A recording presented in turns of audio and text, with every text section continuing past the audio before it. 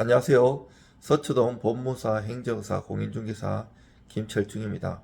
오늘은 우리가 이제 배당이익 소송 성소 위에 재배당이나 추가 배당에 대해서 알아보도록 하겠습니다. 우리가 이제 배당이익 소송하면 바로 뭐 배당이 착착 진행되는 줄 아는데 아닙니다. 그 재배당도 해야 되고 추가 배당 여러 가지 사유에 따라 다른데요. 우리가 이제 배당 기일에 원고 적격 만약에 채권자가 배당이익 소송 제기하려면 배당 기일에 참석해가지고 배당 이의를 하고 그 배당표 있어요. 그 이제 서류 신청서에다가 배당 이의 한다고 하고 접수해야 되고요. 그 물론 판례는 반드시 출석 안 하더라도 그 배당 기일까지 이의한 사람 되는 경우가 있는데 거기에 따라서는 요건에 맞아야 되고요. 웬만하면 배당 기일에 참석해가지고 이의하는 게 좋고요. 그리고 일주일 내에 배당이익 소송을 해야 되는데 이때 중요한 거는 그 집행법원 그 배당 법원에다가 소재기 증명은 그 인지 500원 내고 두 장을 신청하면 한 장은 법원에서 가지고 한 장은 두 장 찍어 가지고 당사자한테 줍니다. 그럼 그거를 집행법원에다가 그 소송번호를 같이 줘야 됩니다. 그 주지 않으면 집행법원에서 알 수가 없습니다. 전산이 다 연결된 것이 아닙니다.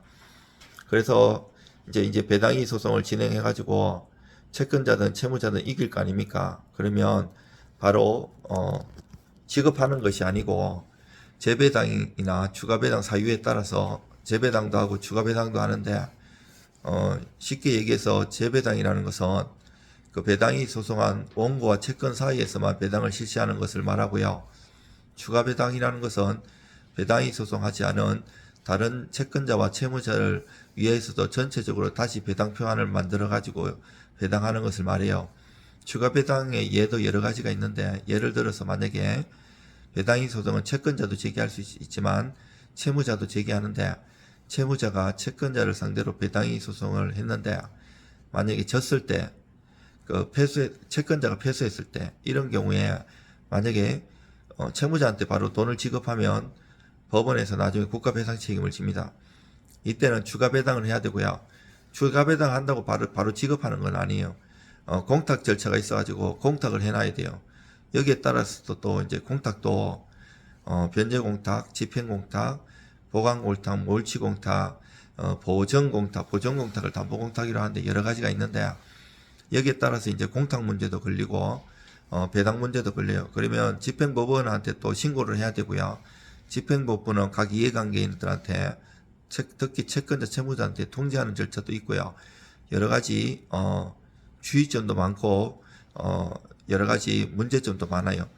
배당이익 소송하면 보통 이제 그 배당표 있지 않습니까? 그거 등본 그것도 접수하라 그러고 보증서를 내기도 하기 때문에 미리 그런 거 전문가한테 해가지고 제대로 하는 게 좋습니다. 만약에 배당이 금액이 소액이라고 해가지고 가수 사건이 아닙니다.